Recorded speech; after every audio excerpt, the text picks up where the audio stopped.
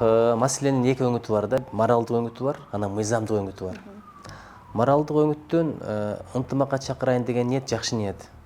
Кыргыздын азыр бир эле ресурсу бар, ынтымак болбосок кыйын эле да. Бизден аз эл бар, мисалы Чечен деген.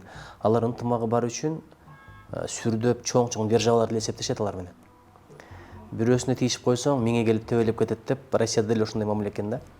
А бизде мындай бөлүнүү өнөкөтү бар. Ошо улук кыргыз каганаты урагандан бери бар окшойт ушул нерсе. Түбүбүзгө жеткен деле ошол да. Карасаңыз, мурда регион деген бөлүнүү бар эле, анан клан. Эми болсо мына чыгышчыл, батышчыл, динчил деп идеологиялык бөлүнүүгө барып атабыз да. Ал аз келген себебим адамдардын аркасынан тигилчил, бучул, эми аттарын айтпай эле коеюнчу, айта берейинчи, мейли Атамбаевчил, Бакиевчил, Акаевчил, анан Жапаровчил деп деле бөлүнүп атпайбы.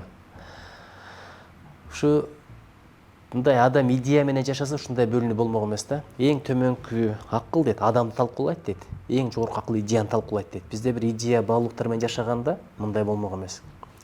Анан ошол нерсени жок кылалы, ушундай бөлүнбөсүн, бириксин деген ниет мен туура эле түшүнөм. Мындай ниет жакшы эле ниет.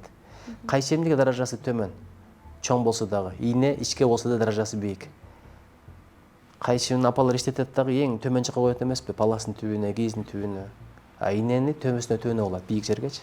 Көрсө кайчы бөлөт экен, ийне бириктирет экен да. Ошого мен дайыма айтам, тилибизден ынтымак сөз чыкса экен, денебизден ынтымак амал чыкса экен, жакшылыкка чакыралы, урушкандарды жарастыралы.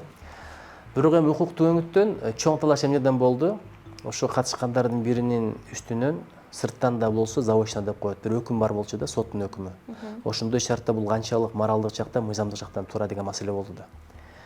Ошондой талкуулар болуп өттү. Мен карап турдум. Чындыгында укуктук жагынан суроолор бар, а моралдык жагынан мен туура түшүнөм.